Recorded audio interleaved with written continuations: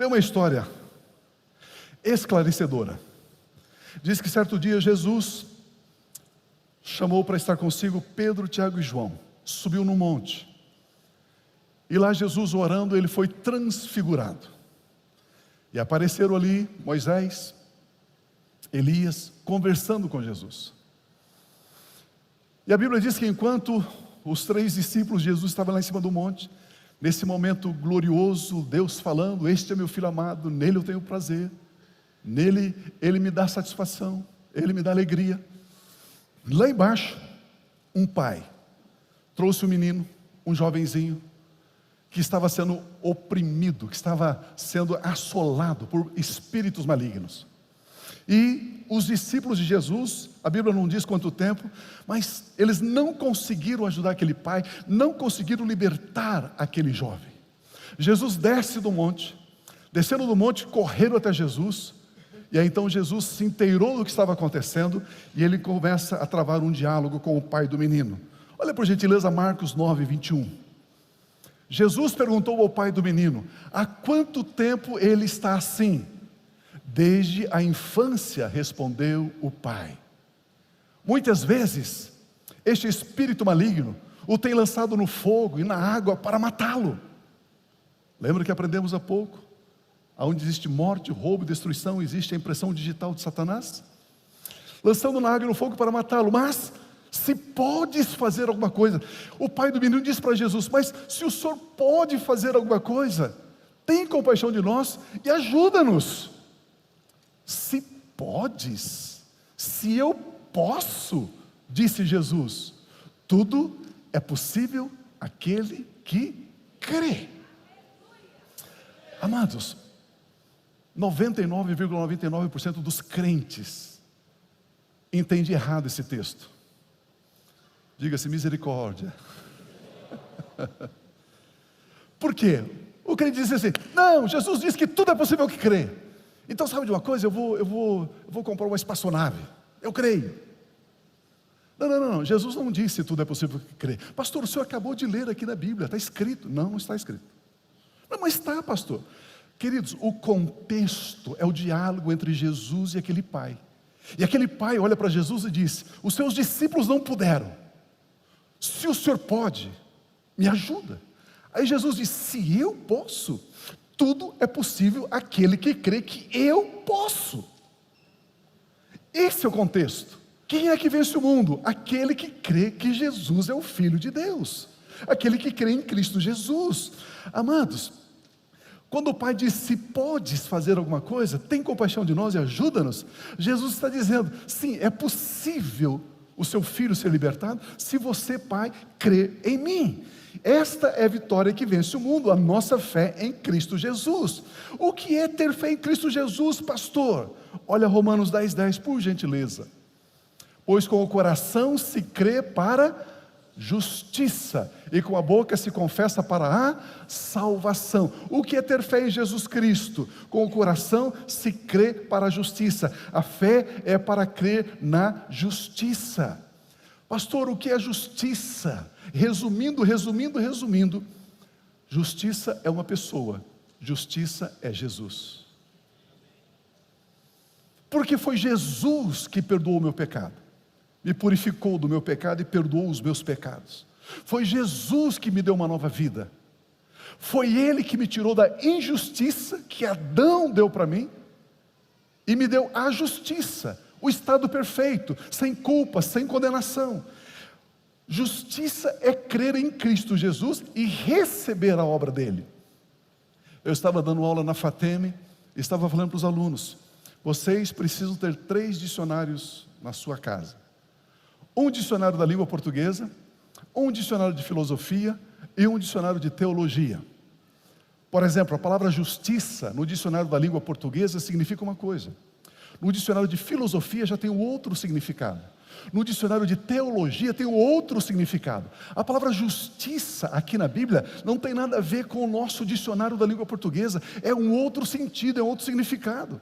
E quando você lê com o coração se crê para a justiça, e pega o dicionário da língua portuguesa para saber o que é a justiça, nunca você vai aprender o que é crer na justiça. Precisamos do dicionário da teologia, dicionário bíblico. E o dicionário bíblico diz que justiça é a natureza divina que produz a retidão de Deus em nós. Justiça é o estado perfeito, sem culpa, sem condenação. Por isso, justiça é um dom da graça de Cristo Jesus. Justiça é a presença da graça em nós. Graça é a pessoa, graça é Jesus. Em João 1,17 diz assim: pois a lei foi dada por intermédio de Moisés. A graça e a verdade vieram por intermédio de Cristo. No original, no grego, o verbo vir ali não está no plural. A graça e a verdade, no grego está assim: a graça e a verdade veio, está no singular.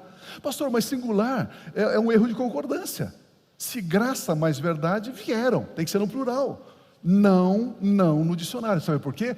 Porque verdade é Jesus, ele diz eu sou a verdade. E graça é Jesus, ele diz eu sou a graça. Por isso que no grego está no singular. A graça e a verdade veio por intermédio de Jesus Cristo.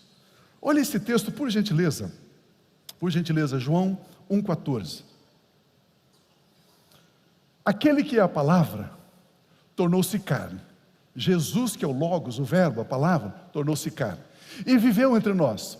Vimos a sua glória, glória como do unigênito vindo do Pai, cheio de e verdade. Graça e verdade é Jesus. Pastor, cuidado com a mensagem da graça. Quem aceita a mensagem da graça acha que tem permissão para pecar. Você acha que Jesus está te dando permissão para você viver em pecado?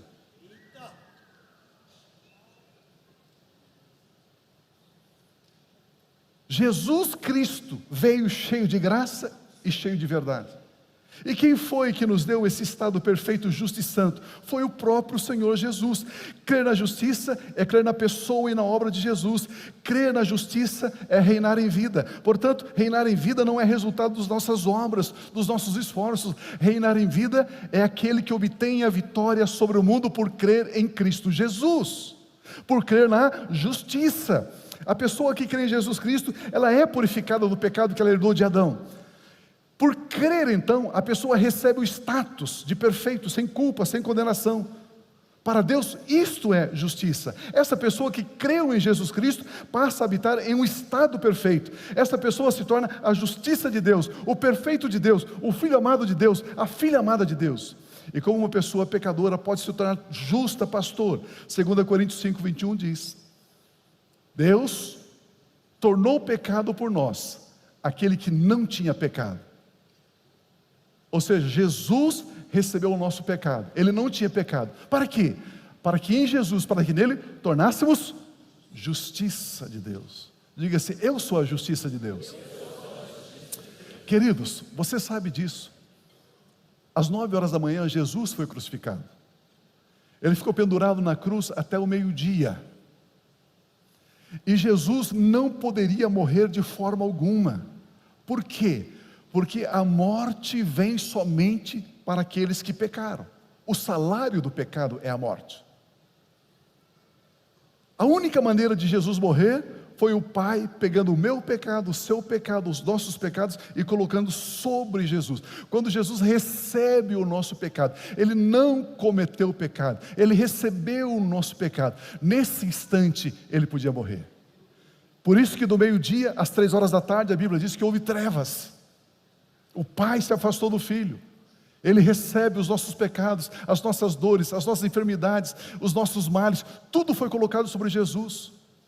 Jesus nos substituiu, Ele morreu a nossa morte, Ele recebeu a nossa condenação. E ao morrer, a santidade de Jesus, a justiça que é Jesus, a graça que é Jesus, foi transferida a nós que cremos. Ele foi feito pecado para que nós fôssemos feitos justiça, santidade, perfeição. Queridos, é essa vitória que vence o mundo. É isso que é crer corretamente. Crer em Cristo, que Ele morreu em meu lugar, em substituição. Ele foi condenado em meu lugar. E eu fui feito justiça de Deus por crer em Cristo Jesus. Amados, isso é uma palavra poderosíssima.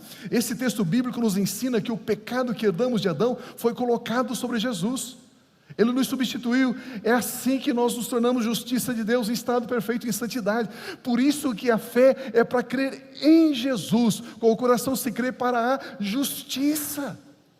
E as demais coisas serão acrescentadas. O reino de Deus não é comida, não é bebida. O reino de Deus é justiça, paz e alegria. Busque em primeiro lugar o reino de Deus e a sua justiça.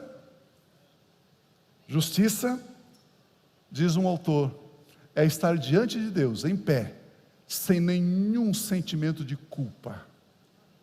Porque você sabe que o sangue de Jesus, a obra de Jesus, foi suficiente para transformar você em uma pessoa digna, em uma pessoa aceita diante do Pai. É daí que nasce a nossa adoração a Deus. Adoração é a comunhão com Deus em espírito e em verdade. Adoração é um estado. Adoração é um status. Adoração é uma posição. Queridos, Jesus disse que o Pai procura verdadeiros adoradores, que adoram em espírito e em verdade. Quem é que pode adorar em espírito? Somente aquele que nasceu de novo. Quem nasce da carne é carne, e quem nasce do espírito é espírito. Ao nascermos de novo, nós podemos adorar em espírito. Mas você sabia que a grande maioria das músicas gospels não canta a verdade? Precisamos adorar em espírito e em verdade. A maioria das músicas é para massagear o seu ego, para ministrar a sua alma. Se eu creio que eu sou a justiça de Deus, se eu creio que Ele morreu em meu lugar, se eu creio que eu fui lavado no sangue dEle, eu adoro a Ele, porque nele eu já tenho toda a suficiência para vencer o mundo, e essa é a vitória que vence o mundo, a nossa fé em Cristo Jesus. Aleluia! Meu Deus! Olha que diz Romanos capítulo 8, versículo 1.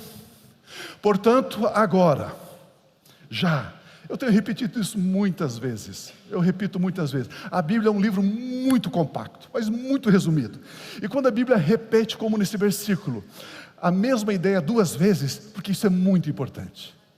O texto diz, portanto, agora, agora,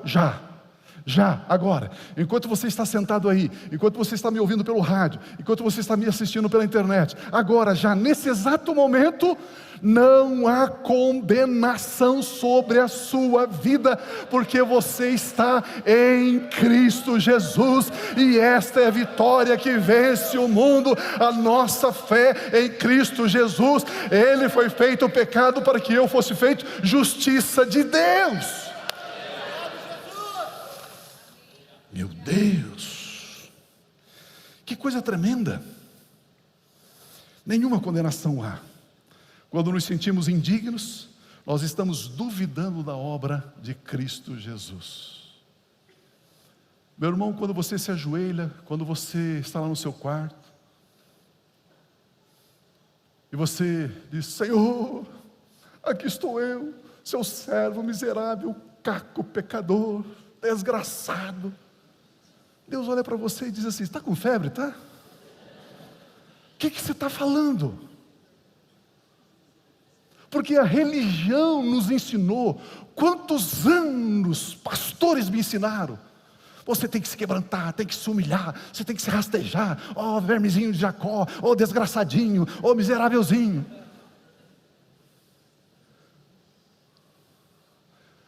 Se eu faço essa oração, e se Deus aceitar essa oração como se fosse verdadeira, Ele, o Pai, está dizendo que a obra do Filho na cruz não foi suficiente.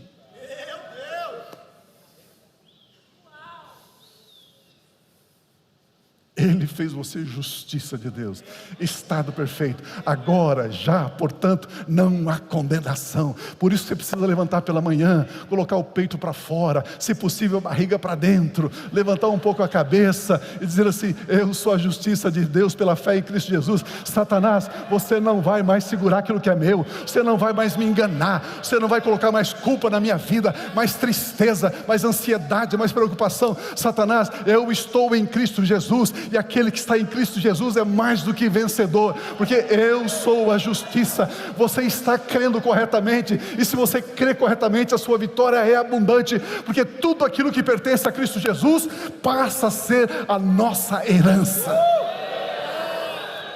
Meu Deus, aleluia, aleluia.